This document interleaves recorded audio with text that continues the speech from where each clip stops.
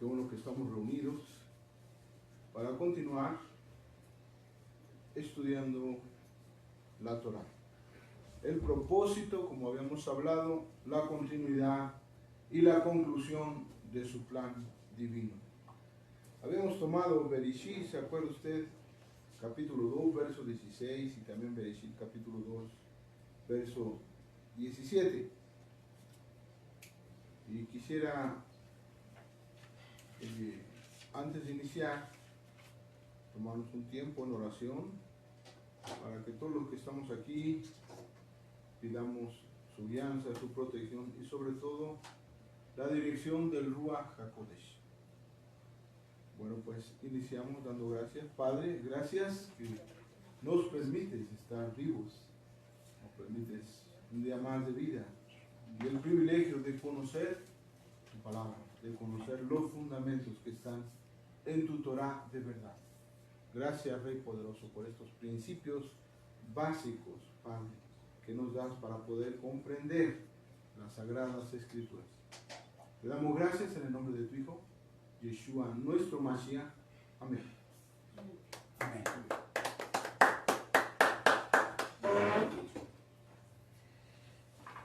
Entonces vemos ahí en Génesis 2:16, lo explicamos de una forma breve ayer, en donde hablábamos de cómo Yud-Hei Vav-Hei,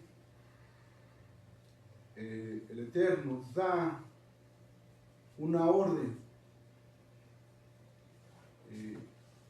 y esta orden es: puedes comer libremente de todos los árboles en el paraíso. Puedes comer libremente de todos los árboles del paraíso. Eso es muy importante saberlo. Le da una orden. Y luego en 2:17 dice: pero del árbol del aprendizaje y el conocimiento del bien y el mal, de este tú no comerás. Estoy citando otra versión, porque la versión que hablamos ayer fue la versión Torah M. Y esta es una versión completamente diferente. Dice: pero del árbol del aprendizaje y el conocimiento del bien y del mal, de este tú no comerás, porque en el día que tú comas de él, será cierto que tú morirás. Escuche bien, será cierto que tú morirás. Nosotros sabemos, como dice la Escritura, que la serpiente era más astuta que ningún animal salvaje que Yud-Hei Vav-Hei había creado. Entonces, ella dijo a la mujer, y dijo realmente Elohim: no comerás de ningún árbol en el paraíso. No comerás de ningún árbol en el paraíso. Y la mujer respondió a la serpiente: podemos comer del fruto de los árboles del paraíso. Le está contestando la mujer que no era así, que era completamente distinto la ordenanza. Y en Génesis 3:3 podemos ver: pero acerca del fruto del árbol en medio del paraíso, Elohim dijo que no comerás de él, ni lo tocarán o morirán. Entonces ya vimos ese pasaje que la mujer dice: ni lo tocarán o morirán. Realmente vemos que la mujer, aunque no dijo esa palabra, pero está entendiendo de esa manera esa ordenanza. Y la serpiente dijo a la mujer: no es verdad que de cierto morirán, porque Elohim sabe que en el día que coman de él, sus ojos serán abiertos, y ustedes serán como Elohim, conociendo el bien y el mal. Entonces esta es la serpiente. Y la mujer vio que el árbol era bueno para comer, que era placentero a la vista. Aquí hay algo nuevo de lo que vimos ayer. Dice que era placentero a la vista. Podemos también tomar el término como atractivo a la vista, para mirarlo, y hermoso para contemplarlo. Y ella tomó algo de su fruto y sí comió. Tomó algo de su fruto. También esta es otra novedad en las versiones que hemos visto. Tomó al, quiere decir que no completó el total del fruto a comérselo, nomás una parte podemos entenderlo. Y también dio un poco a su esposo, con ella. O sea, del mismo fruto. Lo compartió. Y entonces la escritura culmina en esto. Y ellos comieron. Entonces los ojos de ambos fueron abiertos y ellos se percataron de que estaban desnudos. Así que ellos cosieron hojas de higuera para hacerse taparrabos. Ok. Todo esto, además de que lo tratamos de enseñar la clase pasada, vemos que hay un trasfondo histórico acerca del pecado, cómo inicia la corrupción, la culpabilidad y las consecuencias. Porque recuerde usted, ¿qué dijo Adán? La mujer que tú me diste, ella me incitó y me dio a probar el fruto. ¿Sí se acuerdan? ¿Está culpando a quién? A su mujer. Y las consecuencias, pues las conocemos también ya en las Escrituras. Entonces, en otras palabras, nosotros tenemos la necesidad de volvernos una vez más a Hashem. No a una religión, sino al Creador.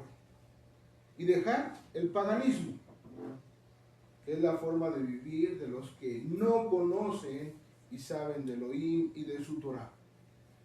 ¿Ve usted el paganismo? ¿Qué es el paganismo? Los que no le conocen a Elohim ni conocen mucho menos Torah. Entonces habíamos hablado que nosotros tenemos la gran necesidad, y esa necesidad es la necesidad a Hashem. Prácticamente la necesidad a la vida. ¿Cómo podemos determinar este tema del paganismo? ¿Qué significa el paganismo? Viene del latín paganus, que significa campesino. Campesino. Pero vemos que ese nombre se le dio al politeísmo, a los que adoran muchos dioses, veneración o adoración, cualquier tipo de objeto para culto. Eso es el politeísmo. Como los griegos, son politeístas. Para todo tienen dioses. Entonces veneran a sus dioses, adoran a sus dioses y cualquier tipo de objeto. ¿Cuál es el propósito? Darles culto. Ese es el propósito.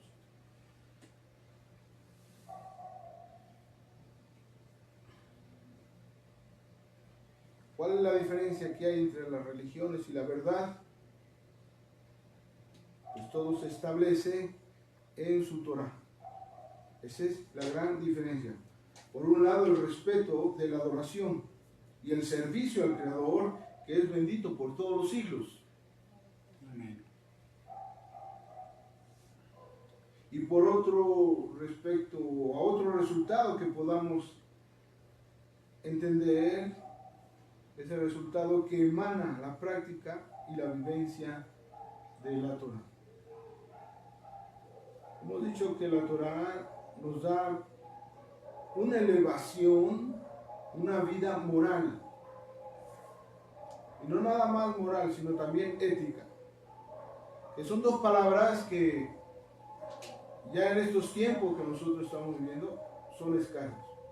Y muchos no las conocen. Y si las conocen, van en contra de estas palabras. Una vida moral y ética. ¿Cómo podemos entender estos términos? Moral y ética. Y ahorita no vamos a hablar de filosofías. Porque hay filosofías nacidas de la mentalidad o experiencia del hombre. Lo que sucede en las religiones paganas. Y nosotros todos sabemos que en ellas se adora la creación y no al Creador. Escuche bien. Todos los politeístas, basados en diferentes dioses, a eso se dedican, a adorar la creación y no al Creador. Es un problema gravísimo. También adoran a los hombres y no al que creó. Vemos que el Creador es bendito por todos los siglos. Amén. Entonces vemos tomando de la creación o haciendo de la creación dioses. Entonces cuando hablamos de Dios estamos hablando politeísmo, que no son el Eterno, ni Elohim mismo. ¿Por qué? Porque es la creación de Elohim. ¿Cómo es posible que rindan culto a la creación y no al Creador?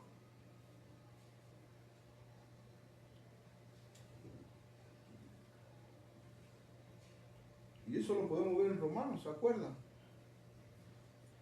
Romanos capítulo 1. Vamos al verso 18.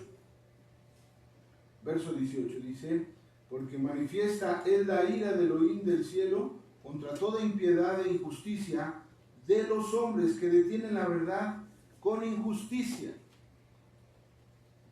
Detienen la verdad con injusticia. Porque lo que de Dios se conoce, a ellos es manifiesto, porque Dios se lo manifestó. Ahorita me estoy permitiendo tomar ese término, porque estamos leyendo la versión Reina Valera. Que quede bien claro. Estamos leyendo la versión Reina Valera, es por eso que respetamos esos términos. Dice, porque lo que de Dios se conoce, a ellos se manifestó, porque Dios se lo manifestó. Porque las cosas invisibles de Él, su eterna potencia y divinidad, se echan de ver de la creación del mundo, siendo entendidas por las cosas que son hechas de modo que son inexcusables. Porque habiendo conocido a Dios, no le glorificaron como a Dios, ni dieron gracias, antes se desvanecieron en sus discursos, y el necio corazón de ellos fue entenebrecido.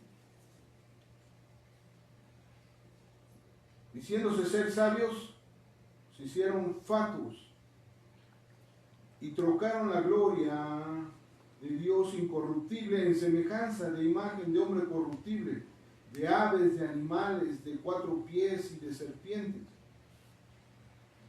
Lo que está escrito en la Torá, capítulo 4, usted lo ha de recordar cuando estudiamos el libro de Devarim. Dice, por lo cual también Dios lo entregó a inmundicia en las concupiscencias de sus corazones, de suerte que contaminaron su cuerpo entre sí mismos. Entre sí mismos. Los cuales mudaron la verdad de Dios en mentira y honrando y sirviendo a las criaturas antes que al Creador. ¿Sí lo está mirando? Amén. Honrando y sirviendo a las criaturas antes que al Creador. Vea por qué las Escrituras tienen vigencia. El cual es bendito por todos los siglos. Amén. Y por ese simple hecho hubo consecuencias. ¿Cuáles fueron las consecuencias? Que el Creador, Boré Olam, los entregó, escuche bien cómo lo dice esta versión, los entregó a efectos vergonzosos. A efectos vergonzosos. Pues aún sus mujeres mudaron el natural uso en el uso que es contra su naturaleza. Y del mismo modo también los hombres, dejando el uso natural de las mujeres, se encendieron en sus concupiscencias los unos con los otros, cometiendo cosas nefadas, hombres con hombres. Hombres con hombres. Y recibiendo en sí mismo la recompensa que convino a su extravío. Ya todo lo que produce el politeísmo, el paganismo. en otras palabras, la idolatría. ¿Por qué? Porque honraron y sirvieron a las criaturas antes que al Creador. Eso es gravísimo. Gravísimo.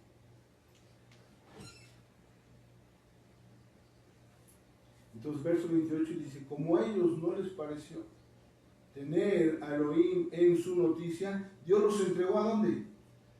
¿A qué los entregó?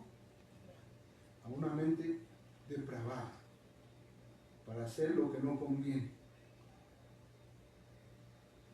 Aún en su perdición no tuvieron en cuenta ni quisieron saber del Creador. No lo tuvieron en cuenta. No les pareció tener al Eterno en su noticia, ni saber nada de él. Y quiso el Eterno, los entregó a una mente depravada, para hacer lo que no conviene. Estando atestados de toda iniquidad, de fornicación, de malicia, de avaricia, de maldad, llenos de envidia, de homicidios, de contiendas, de engaños, de malignidades, murmuradores, detractores, aborrecedores de Dios, injuriosos, soberbios, altivos, inventores de males. Y una de las cosas más tristes, desobedientes a los padres, necios, desleales, sin afecto natural, implacables, sin misericordia, y que habiendo entendido el juicio de Dios, que los que hacen tales cosas son dignos de muerte, no solo las hacen, mas aún consienten a los que las hacen. O sea, estar de acuerdo en todas sus hechicerías, en todas sus idolatrías, y permitirlo. Entonces se hacen cómplices y tienen una mente, dice la Escritura, depravada, para hacer lo que no conviene. ¿Ve usted la importancia de acercarse al Elohim vivo, al Creador? ¿Por qué? Porque cuando no es así hay consecuencias graves. Se volcan a la idolatría, dicen que el Eterno, a la idolatría, perdón, el Eterno, ¿qué hace? Los entrega a una mente depravada.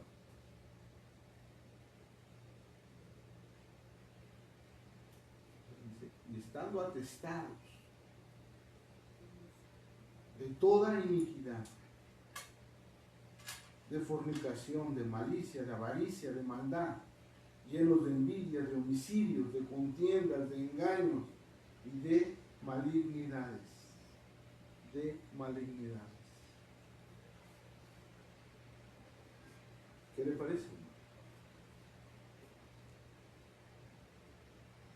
Se tiene que honrar y dar culto al Creador, el cual es bendito por todos los siglos. A nadie más.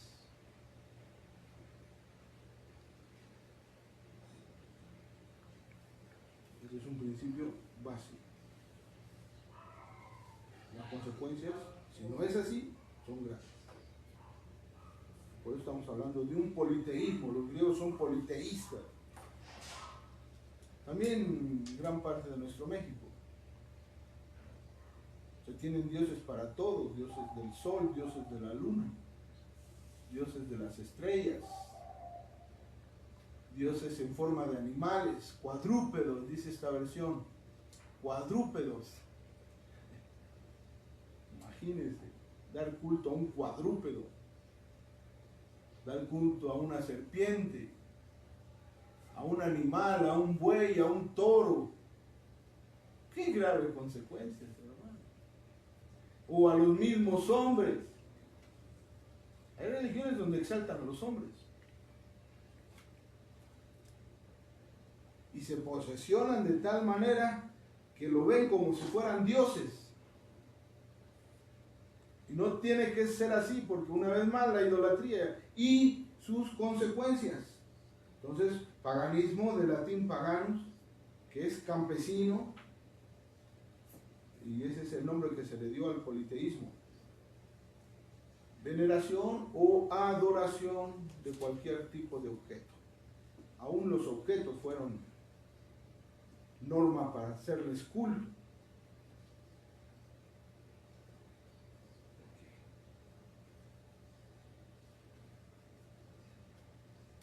Por eso que ahorita brevemente citamos esa escritura, brevemente.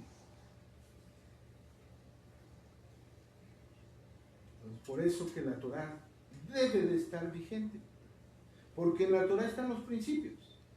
Amén. De cómo adorar al Eterno, cómo servirle, lo que le gusta, lo que no le gusta también. Por eso decía, ni os pase por la mente la idea que he venido para declarar abrogada la Torá y los profetas. No se puede hacer eso. No se puede abrogar, no se puede anular la Torá y los profetas, sino mostraros cómo interpretarla correctamente. Pues el Mashiach vino a eso, a interpretar correctamente la Torá. Porque yo recuerdo que hace tiempo en cierta religión, no voy a decir ya nombres, platicando con un sacerdote de esa religión, dice, ¿por qué dice la Torá que prohíbe culto y la adoración a dioses extranjeros, a dioses paganos? Y me dio su interpretación de ese versículo principal en la Torá. Vea usted, dan su interpretación. ¿Qué les parece? No niegan porque está escrito en la Torá, sino que ellos dan su propia interpretación. Por eso que el Mashiach vino a interpretar correctamente la Torá. ¿Estamos de acuerdo? Amén.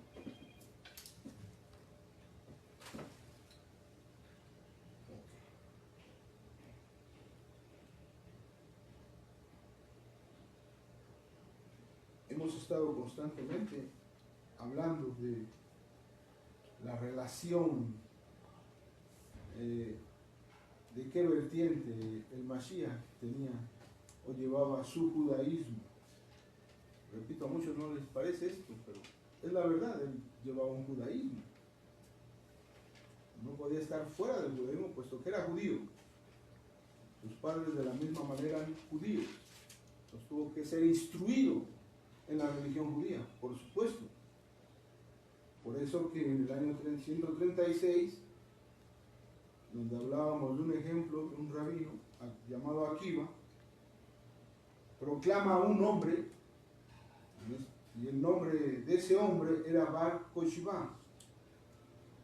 Y Akiva declaraba en alta voz diciendo que este hombre era el Mashiach.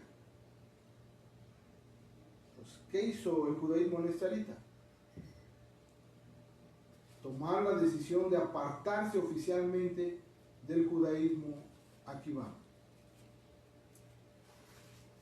Pues, imagínense, dos judaísmos, el akivano y el nestarita. Al tener la noticia que ya el judaísmo akivano tomó la decisión de mencionar a un hombre como el Mashiach, ¿qué hizo el judaísmo nestarita? Se separa.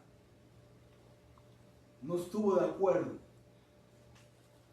Por eso que hablamos de una pluralidad en el judaísmo. Hay muchas vertientes hoy en día. Muchas escuelas, muchas yeshiva hay para entrar a diferentes tipos de judaísmo. Y eso lo hemos explicado. De hecho, las ramificaciones del judaísmo tienen coincidencias. ¿Sí se acuerdan que lo mencionamos? Aunque después de esas coincidencias ya no coinciden en otras cosas, pero tienen puntos específicos en donde coinciden. Porque podemos hacer la pregunta, ¿tenemos puntos de coincidencia con el judaísmo akivano? Es decir, con el judaísmo que no reconoce que Yeshua es el Mashiach. Pues sí, ya lo vimos que sí hay puntos de coincidencia. ¿Sí se acuerdan? Amén. Ok. La creencia, ya hablando de todas las vertientes del judaísmo, la primera creencia le habíamos dicho que Él es uno y único Elohim, que quiere decir con una unicidad del Eterno, una y única Torah, un y único pueblo escogido llamado Israel. En eso están de acuerdo, y una esperanza segura con la aparición del Mashiach. Ya vimos que el Mashiach nos va a introducir ¿a dónde? A la inmortalidad y por ende al mundo por venir, lo que llamamos el Olam Abba. Entonces, si hay diferencias, por supuesto también hay diferencias entre el mismo judaísmo, y también lo explicamos. Yeshua HaMashiach es la diferencia en el judaísmo. Los nezaritas creemos que Yeshua es el Mashiach. Eso es evidente para nosotros y ese es nuestro fundamento, que Yeshua es el Mashiach. Aunque el judaísmo, estamos dando ejemplos, aunque el judaísmo aquibano ha nombrado a otros como Mashiach, el judaísmo nezarita sigue en su posición y no cambia. ¿Estamos de acuerdo? Vemos que Yeshua resucitó y los demás que se decían Mashiach están en las tumbas. Una gran diferencia. Una gran diferencia. Hablamos también que hay diferencia entre la misbah de amar al prójimo. Porque muchos judíos piensan, dicen, mi prójimo es mi pueblo. Y hay otros que no opinan así. No ven al prójimo como el pueblo mismo. Y en su momento también vamos a dar esa enseñanza acerca del Mashiach cuando está hablando del prójimo. Pues hay diferencias en el judaísmo. ¿Por qué hablamos de esto? Porque entonces vamos a entender qué tipo de judaísmo llevaba Yeshua HaMashiach en su ministerio público. Y que ese es nuestro propósito. También en la redención. Si nosotros leemos Hebreos capítulo 9, verso 27, Hebreos 9, 27, si algún hermano lo puede leer, lo hará con gusto. Hebreos 9, 27. Dice, así como los seres humanos tienen que morir una vez, pero después de esto viene el juicio. Después de esto, ¿qué viene? El juicio. El juicio. ¿Eso qué versión es? La Kadosh. La versión Reina Valera dice, está establecido a los que mueran una sola vez y después el juicio. Una sola vez y después el juicio. Entonces hay una variante ahí entre el judaísmo, que es la reencarnación. ¿Por qué? Porque por lo que ni la Torá, ni los profetas, ni el Tanakh declara esta enseñanza. Es decir, no está avalada ni testimoniada. La reencarnación no está avalada ni tiene testimonio en las Sagradas Escrituras. Punto. Aunque hay otro tipo de judaísmo que sí creen en la reencarnación, pero nosotros no. Porque no está avalada. Que nos muestren una parte de las Escrituras en donde se avala la reencarnación. Bueno, como ya terminamos este tema, entraríamos a un tema que yo considero importante, lo que es el concepto de Elohim. El concepto de Elohim. Vamos a entender específicamente el concepto de Elohim. Que muchas veces la naturaleza del hombre, cuando nosotros mencionamos el término Dios, ¿qué viene a nuestra mente? Como algo supremo, con poder. De acuerdo a la percepción de cada religión y de cada entendimiento, entendemos eso. A través de la percepción de la gente podemos ver que cada cultura en este concepto pueden tener variantes, tanto de lengua, de nación, tomando los términos y un matiz diferente, adaptado a cada nación. O también podemos, lo que acabamos de decir, poder entender la creencia en una variedad de dioses.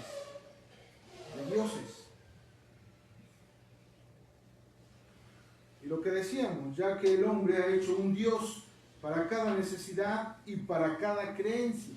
Es por eso que nosotros debemos de estudiar el concepto del Elohim, desde el punto de vista de raíces hebreas. ¿Estamos de acuerdo? Amén. Entonces, podemos decir que, sin embargo, cuando se afronta este término Elohim basado en las escrituras hebreas, basado en la Torá, descubrimos que está muy lejos de la realidad, por lo que queremos contestar a la pregunta. ¿Qué significa, escuche bien, qué significa el término Elohim? ¿Qué significa? ¿Cómo podemos entender este término? Desde una perspectiva hebrea de las Escrituras, por supuesto. ¿Cómo lo entendemos? O a quién, podemos decirlo así también, o a quién se le da este título de Elohim. Este título de Elohim.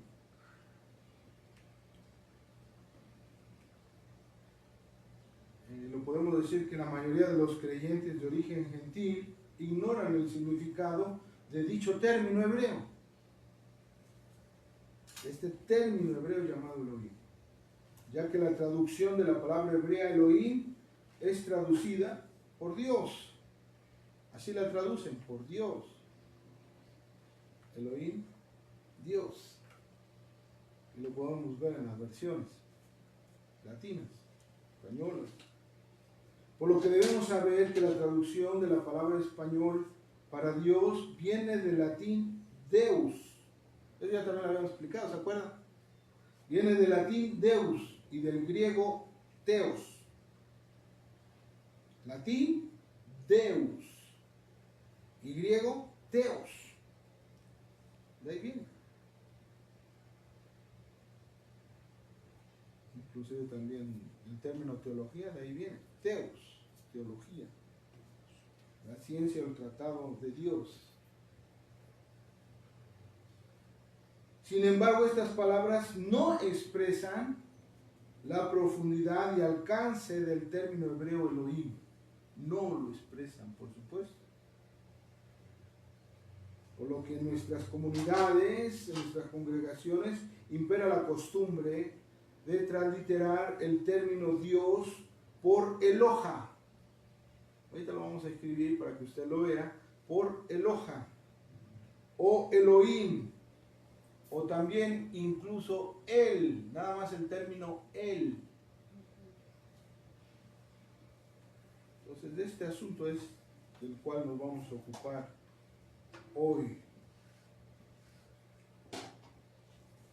Es por eso que debemos de mencionar la forma que se acostumbra a escribir en español el término Dios, para indicar que se refiere al Creador,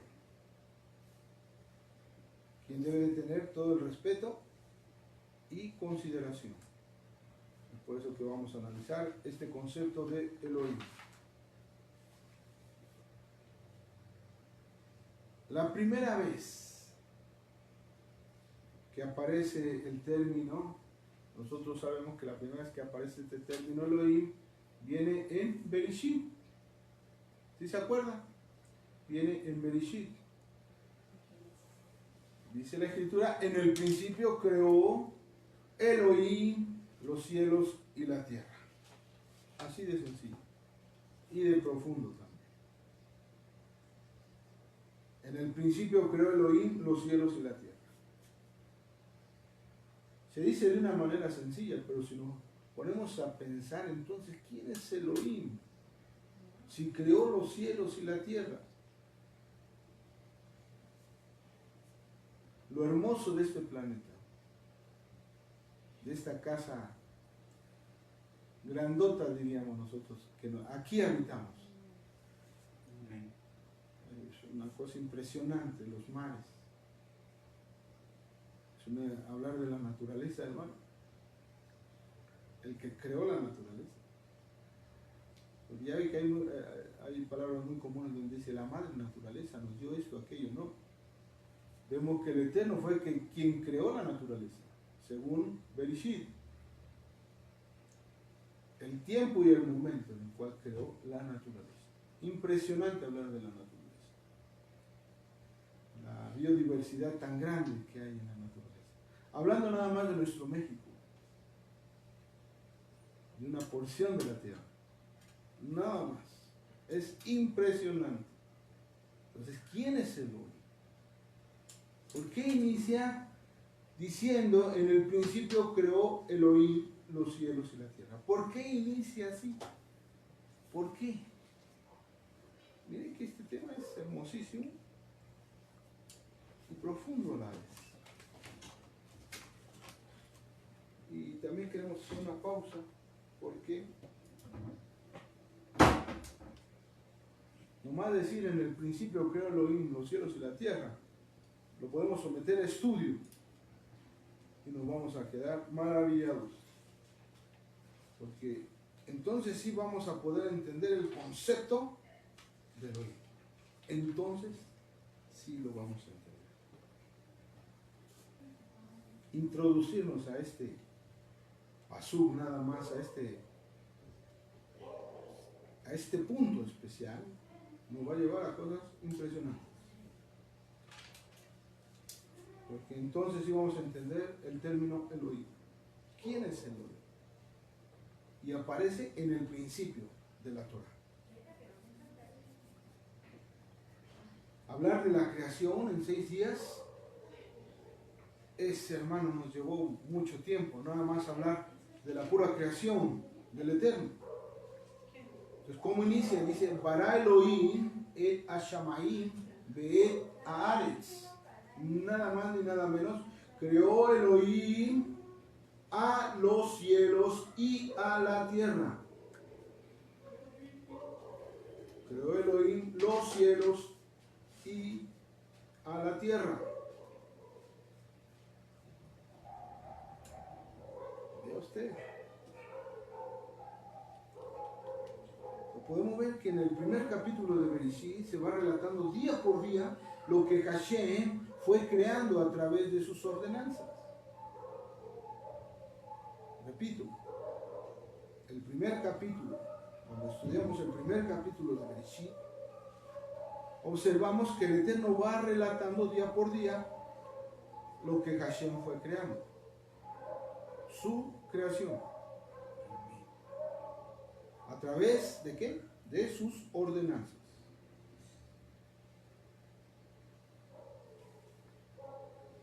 Entonces, aquí, a este ser supremo, a este Elohim, se describe su poder, su autoridad, su grandeza, para poder decir nada más esas palabras.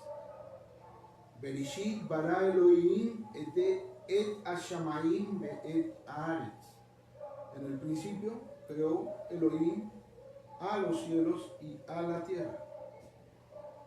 Nada más con ese principio.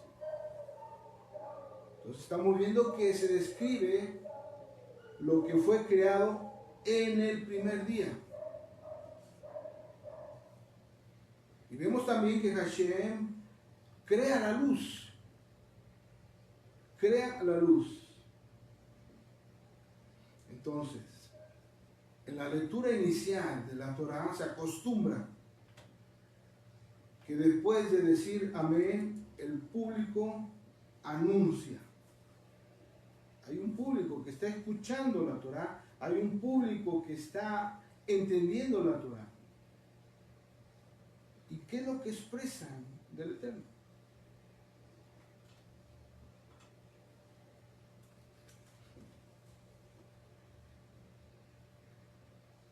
El pueblo expresa su grandeza, una vez entendido quién es Elohim.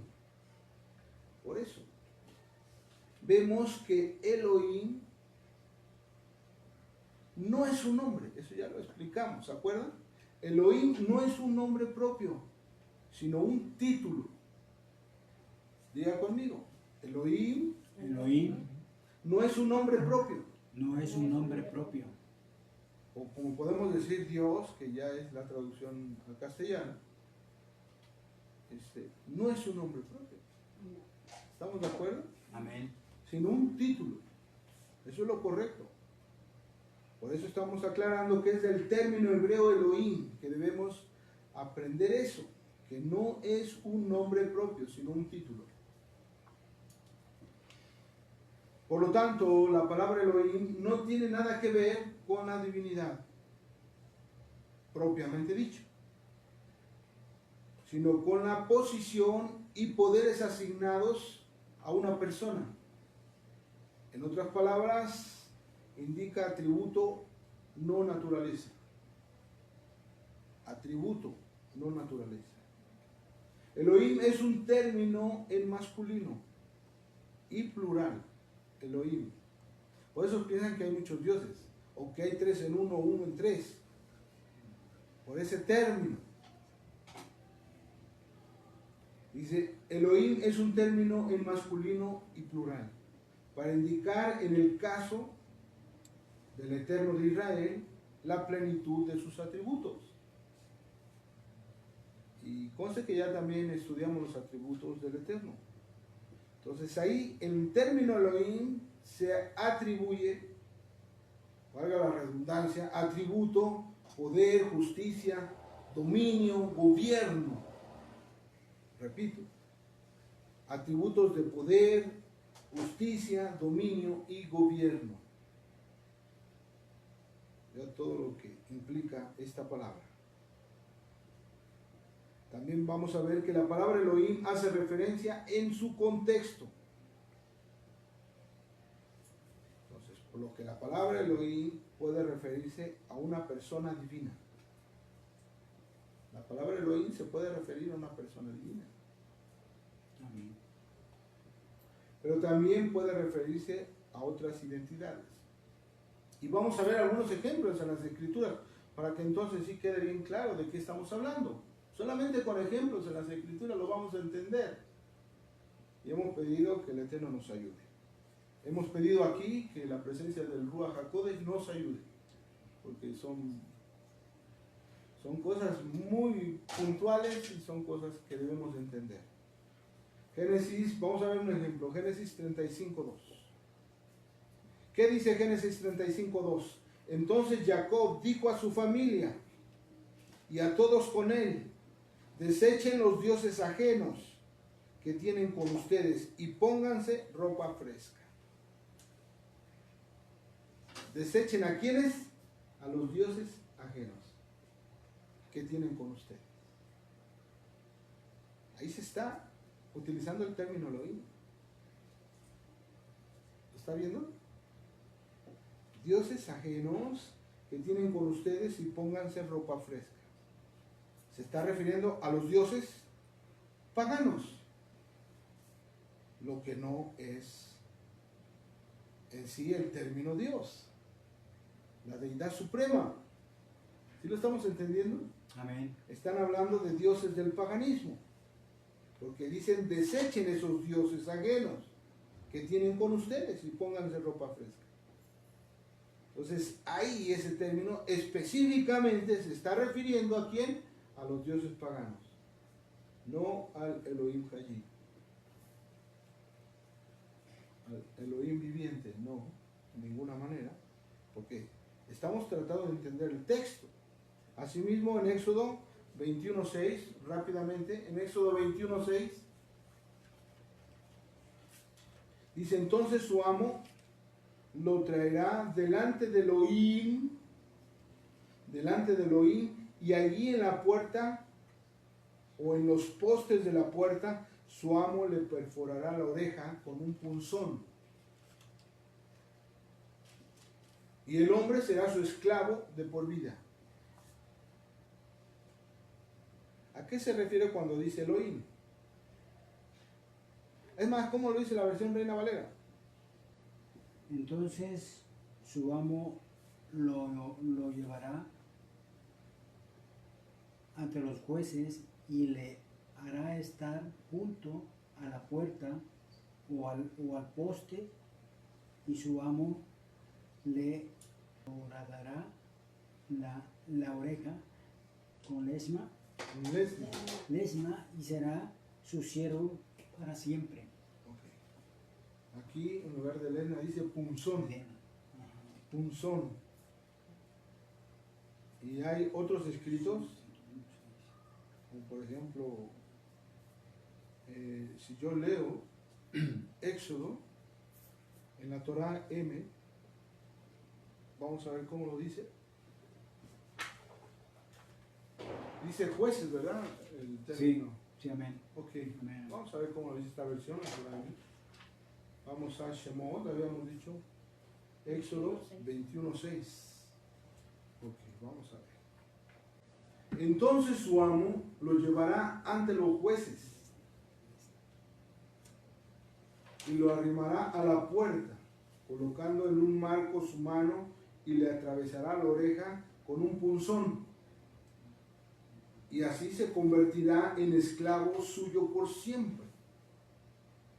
En esclavo suyo por siempre.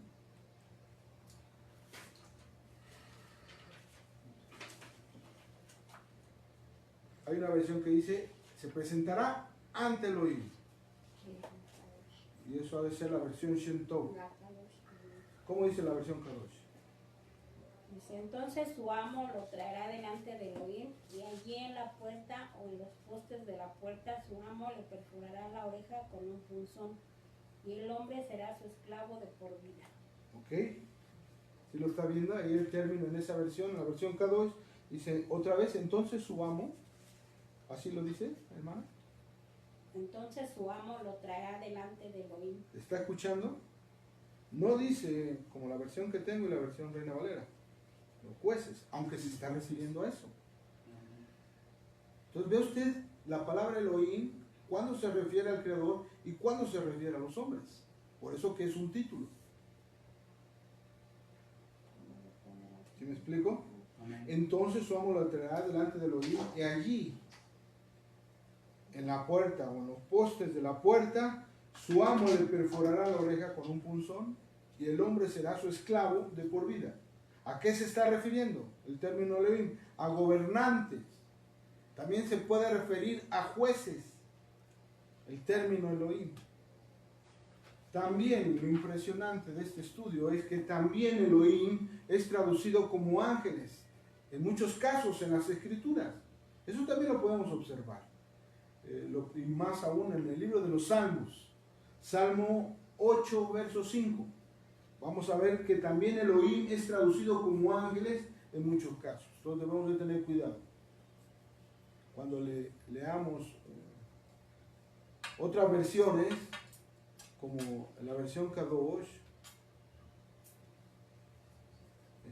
vamos a ver los resultados. Salmo 8.5. Dice, tú lo hiciste un poco inferior a los malajim, lo has coronado con gloria y honor. ¿Cómo dice la versión Kadosh, hermana Verónica? Ok. Lo hiciste un poco inferior a los malajim. Entonces vemos que aquí donde está escrito ángeles en la versión hebrea, por eso recalcamos, en la versión hebrea es Elohim, donde dice ángeles. Entonces quedaría así el texto. También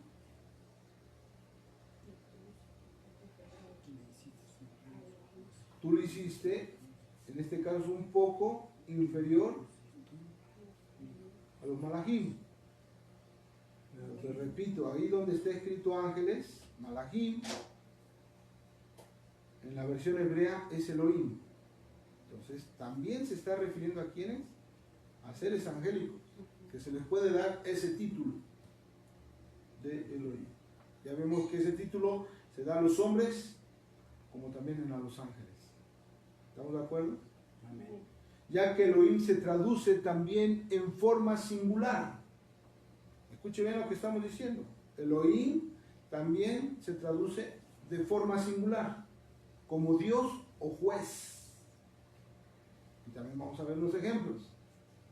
Sin referencia alguna a una naturaleza compuesta. Vamos a Éxodo, Shemot, capítulo 7, verso 1. Vámonos a irnos rápido porque tenemos muchas escrituras. Shemot 7, 1. Pero Yud-Hei Vav-Hei dijo a Moshe: yo te he puesto en lugar de Elohim para Faraón. ¿Cómo consideraban a Moshe Rabenu? Como un Elohim. Y el Eterno lo puso como un Elohim para Faraón.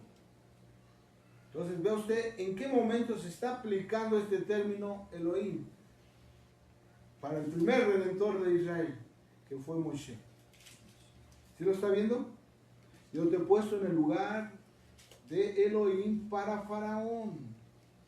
Y Aarón, tu hermano, será profeta. A ver, consultemos otras versiones, rápidamente. La versión 14. Pero Hashem dijo a Moshe: yo te he puesto en el lugar de Elohim para Faraón, y Aarón, tu hermano, será profeta. La versión Reina Valera. Jehová dijo a Moisés: mira, yo te he constituido Dios para Faraón, y tu hermano Aarón será tu profeta. Ok. Se lo estamos mirando. Pero Yud-Hei Vav-Hei dijo a Moshe: yo te he puesto en el lugar de Elohim. La versión Reina Valera dice Dios, porque eso es a lo que lo traduce. Para Faraón, y Aarón, tu hermano, será tu profeta. Vamos a ver también que se refiere al hombre como Elohim. En este caso, a Moshe específicamente. Éxodo 22:20. Éxodo 22:20. Dice: cualquiera que sacrifique para cualquier Dios, para cualquier Elohim, excepto solamente Yud-Hei Vav-Hei, tiene que ser completamente destruido.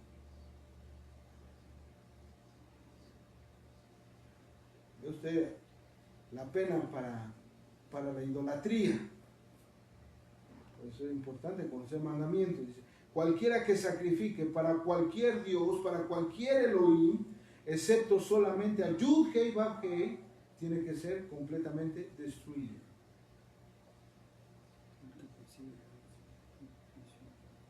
Se está refiriendo al hombre como Elohim. Así ya vimos el caso de Moshe. También vamos a comparar la escritura en Jueces, capítulo 11, verso 24. Jueces 11, verso 24. Dice: tú solamente debes de retener el territorio que tu Dios Kemosh te ha dado.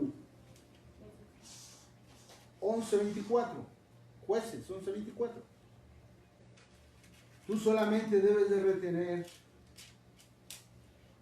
el territorio que tu Dios Kemosh te ha dado, mientras nosotros, por nuestra parte, nos quedaremos con lo que Yud-Hei Vav-Hei, nuestro Elohim, nos ha dado de las tierras que pertenecían a otros antes de nosotros. Pues ahí aparece un dios del paganismo llamado Kemosh. Kemosh se está refiriendo a los dioses del paganismo, en este caso a Kemosh. Se está mirando todo lo que implica el término Elohim en las escrituras. Vamos a 1 Samuel 2:25. 1 Samuel 2:25. Dice: si pecare el hombre contra el hombre, los jueces, Elohim, los Elohim, llamamos traducido así, les juzgarán, mas si alguno pecare contra el Señor, ¿quién rogará por él? Mas ellos no oyeron la voz de su padre, porque el Señor ya había decidido matarlos.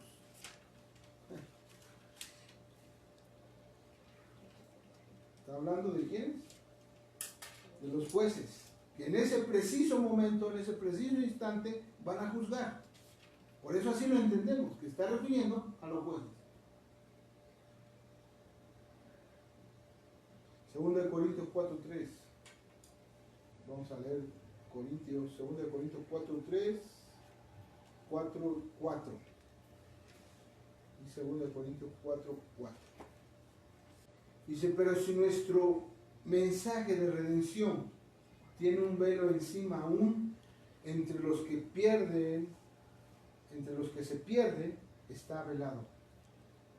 En los cuales el Dios de esta edad presente cegó las mentes de los incrédulos, para que no resplandezca la luz del mensaje de la redención de la gloria del Mashiach, quien refleja perfectamente la de Elohim.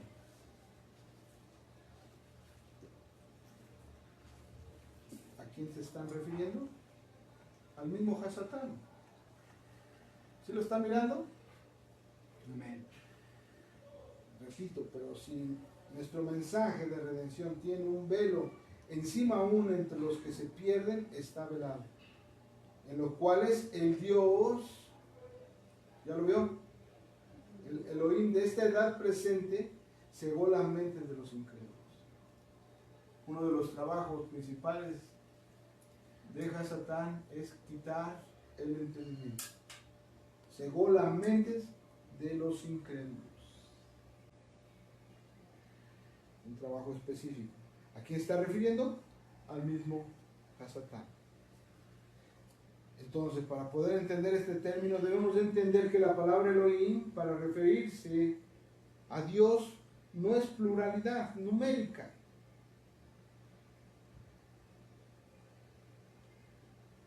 Sino pluralidad de majestad. Es decir, que se refiere a los atributos. Pluralidad de majestad se refiere no a números, de que son 3 dioses o 2 dioses, porque muchos lo entienden así, sino una pluralidad de la majestad en los cielos. Y la majestad en los cielos tiene atributos. ¿Y cuáles son esos atributos? Ya los estudiamos. Pero para poder hacer un resumen, ¿atributos de qué? De autoridad, de poder, de majestad, de dominio del uno y único Elohim. Uno, por eso es uno y único Elohim. Aunque las escrituras mencionan a Elohim en cuanto a los hombres de textos específicos, a los jueces, a los gobernadores, pero cuando se refiere al Creador, vemos que es una pluralidad de majestad, no es una pluralidad numérica. Y repito, cuando hablemos de pluralidad, majestad, estamos hablando de autoridad, de poder, majestad y dominio del uno y único Elohim. ¿Está quedando claro? Amén. Porque muchos lo toman como valor numérico, que son 3. Por el término muchos lo piensan así. Es un término en plural, entonces son 3. Y de ahí deducen que 3 en 1. Si hay una persona que lo entienda así, la deidad, qué bueno, es respetable. Pero recuerde las enseñanzas del patriarca a sus hijos. ¿Sí se acuerda?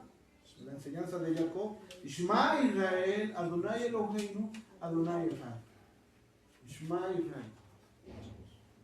Escucha, oh Israel, Adonai nuestro Elohim, Adonai es uno. Así de sencillo, Adonai es uno. Entonces, vemos que no es una pluralidad numérica, sino es una pluralidad de majestad, de todos los atributos que ya analizamos que podemos tener. Y de ahí vamos a entender Génesis 1:26.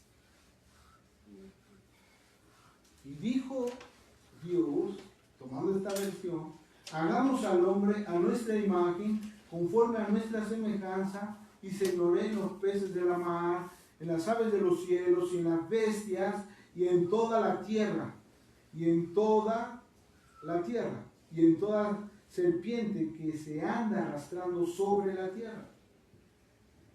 Entonces vea usted que ahí viene una pluralidad. Hagamos.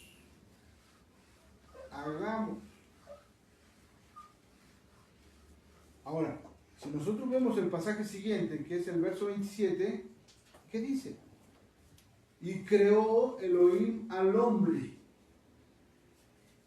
Y creó Elohim al hombre a su imagen, a imagen de Dios lo creó, macho y hembra los creó.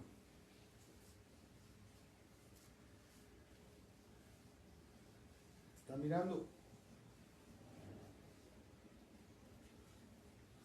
Entonces vemos que este plural que encontramos aquí se llama plural de majestad, no plural numérico. Hagamos, plural de majestad. ¿Me está escuchando? Amén. ¿Qué quiere decir? Con su poder, su dominio, su autoridad, creó al hombre. Plural de majestad. También se le conoce como plural de énfasis. Plural de énfasis. ¿Para qué? Para intensificar el principio de autoridad. Porque ahí se está hablando de la autoridad, del dominio, del poder, de la majestad, por cuyo atributo fue hecho el hombre. Por eso dice, hagamos. Plural de majestad. Los atributos del Eterno como creador. ¿Sí lo estamos entendiendo, hermana Verónica? Plural de majestad. O plural de énfasis también se le conoce. Y vamos a ver ejemplos, porque aquí tenemos que aplicar ejemplos. Ejemplos como Esdras 4:18 y 4:11. Esdras 4:18 y 4:11. Dice, la carta que nos enviasteis claramente fue leída delante de mí. Esdras 4:11.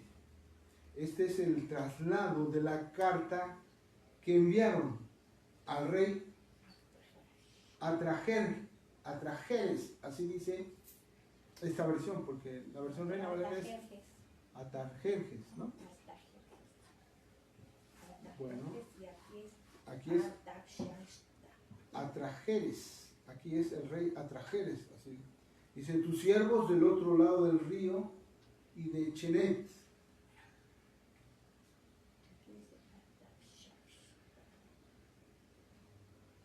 También vamos a ver Génesis 4:10.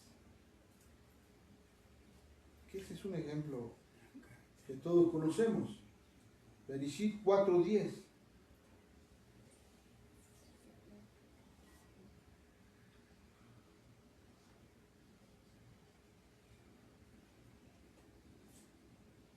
Por ejemplo, cuando dice, ¿qué es lo que has hecho?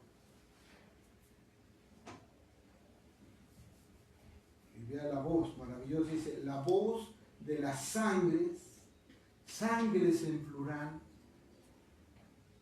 sangres,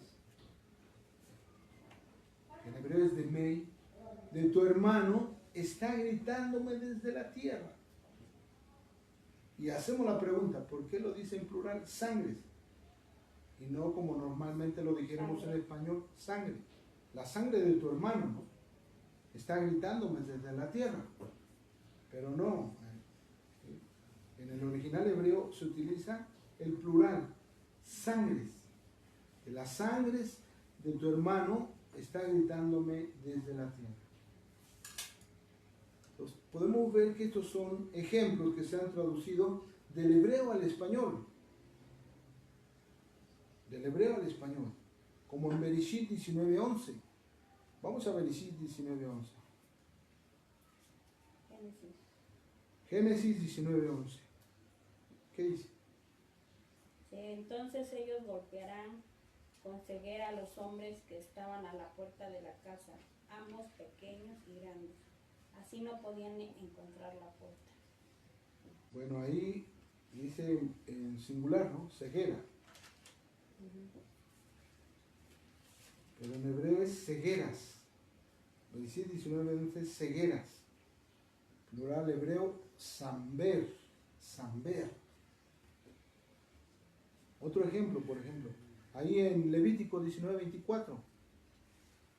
Levítico 19, 24. Dice, en el 4.º año todo su fruto será kadosh para alabar a Hashem. En hebreo son alabanzas. Hilul, Hilul, Hilul. Tehilim 45:15. Serán traídas con alegría y con gozo, entrarán en el palacio del rey. Entonces, es alegrías. Shinja, Shinja. Alegrías. Shinja. Y por último, Isaías 53:9.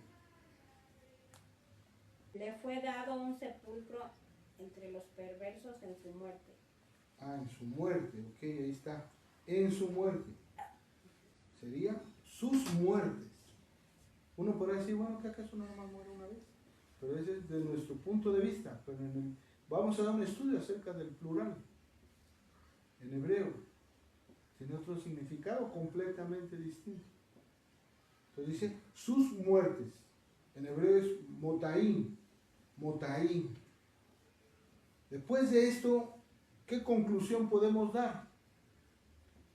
Que el término Elohim es plural de majestad, no numérica, como muchos piensan.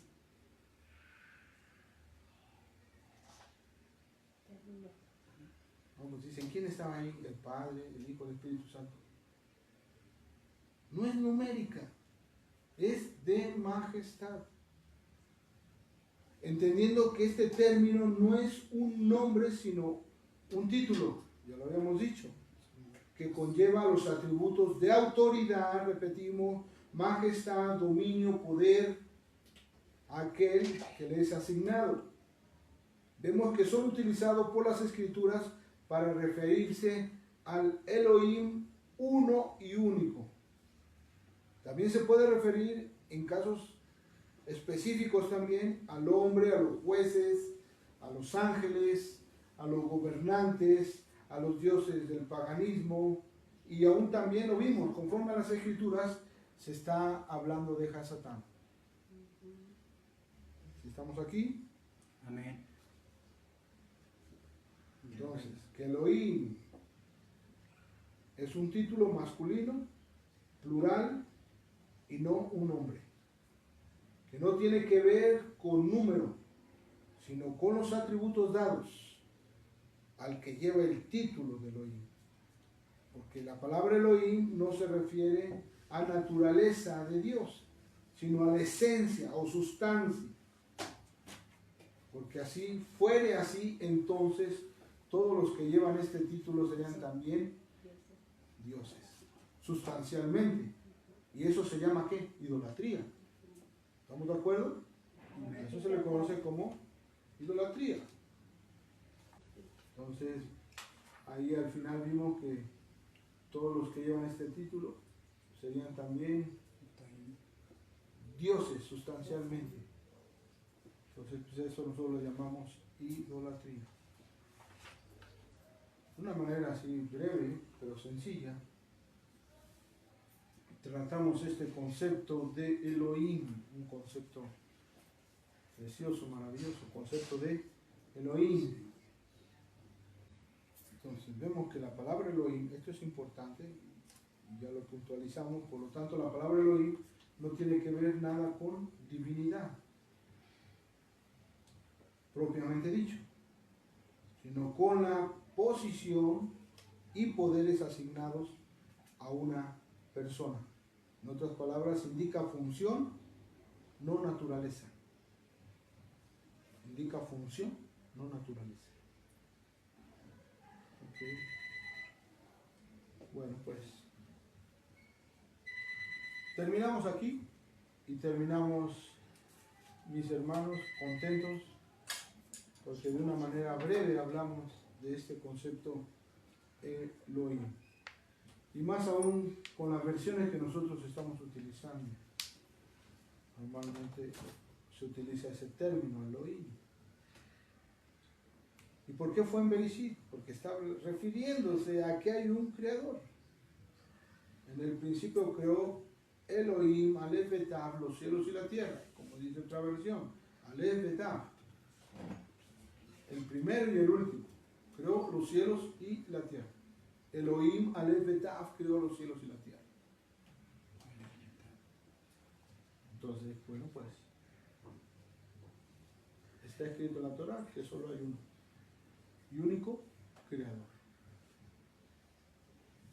Vimos que el concepto de Elohim no se refiere a pluralidad numérica, sino a otro tipo de pluralidad, de atributos que ya lo hemos explicado.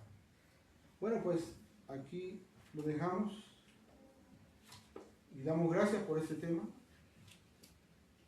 Espero que de una manera sencilla se haya entendido. Y bueno, pues damos gracias. Shabbat Shalom, Lekulam, para todos.